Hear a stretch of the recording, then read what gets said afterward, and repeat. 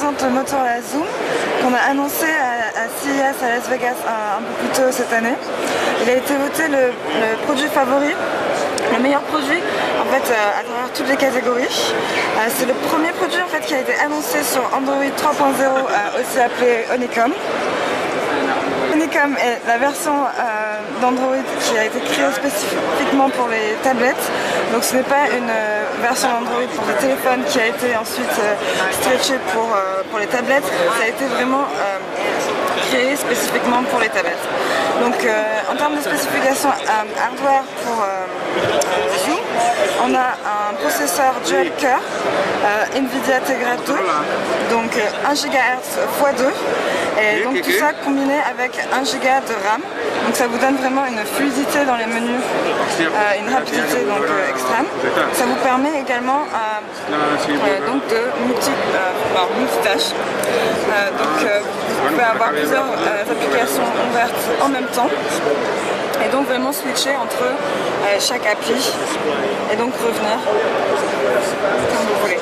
Donc en termes de hardware encore, vous avez deux appareils photo. Vous avez un appareil photo 2 mégapixels pour tout ce qui est vidéo chat qui est placé au milieu. Et vous avez un appareil photo 5 mégapixels avec dual LED flash qui capture aussi des vidéos en HD 720p. Donc vous avez des haut-parleurs ici, stéréo.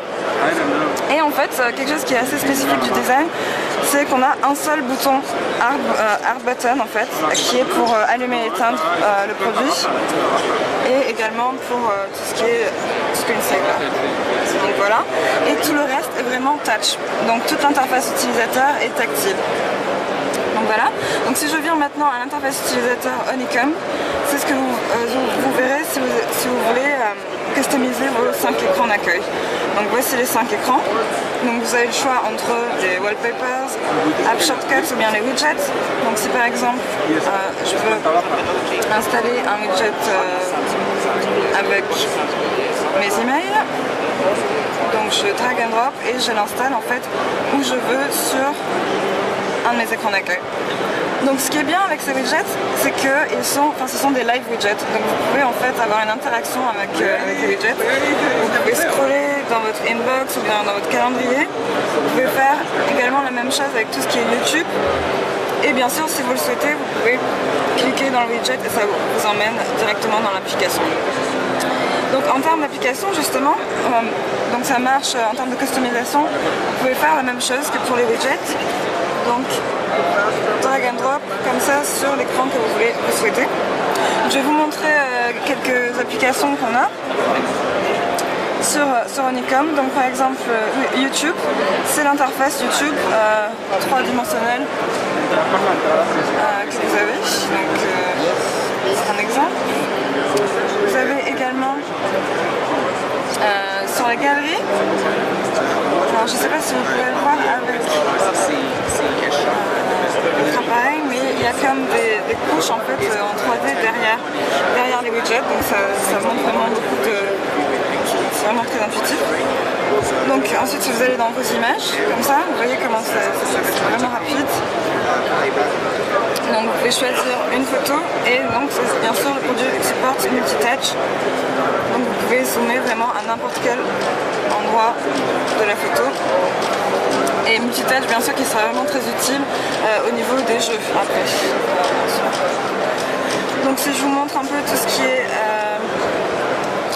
vidéo, c'est un écran haute définition, ok, et la caméra derrière en fait prend des vidéos et playback les vidéos en HD 720p. Voilà, donc je vous montre un petit exemple d'une vidéo HD qu'on a.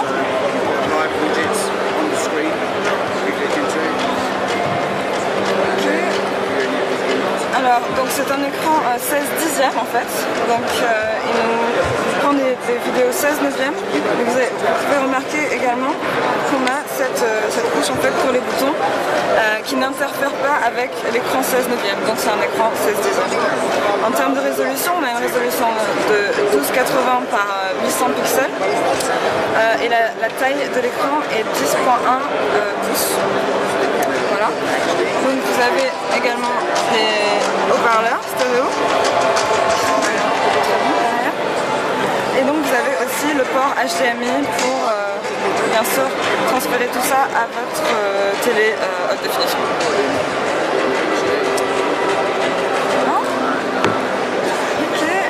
Ensuite, avec Honeycomb, on a une nouvelle version de Google Maps 5. Google Maps 5.0, ce que vous pouvez faire, c'est zoomer jusqu'au niveau des buildings.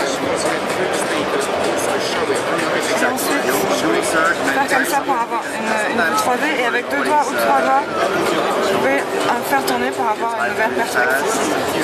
Et vous pouvez également cliquer dans la location et avoir une sculpture. Okay. Bien sûr, pour tout ce qui est utilisateur de tablette, le browser c'est très important, donc Internet très important, donc on a un browser multitap, comme vous voyez.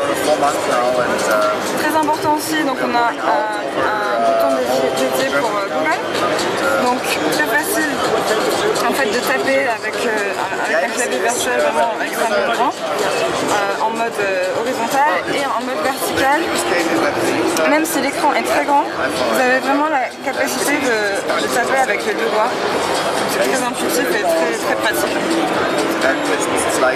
Voilà, en termes de mémoire, on a 32 Go de mémoire interne. On a aussi un port micro USB pour en fait tout ce qui est transférer vos photos, musique, etc. sur votre changer entre la caméra et la caméra vidéo. Appareil photo et caméra. But you can't install Windows documents on it. Anything like that will be done via applications like So you can view them, you can only edit on the go. But can modify it? Yeah, you can modify it. Not PowerPoint, but Word and Excel. PowerPoint, you have to go to an online one and edit it that way. It's quick, it's simple, it's cloud-based.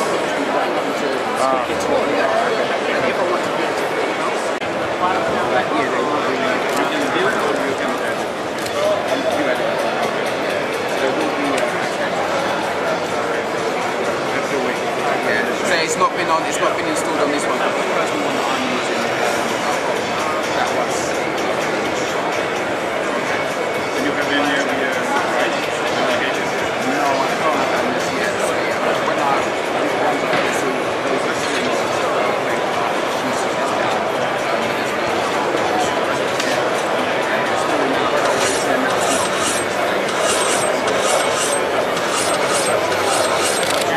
I love my job.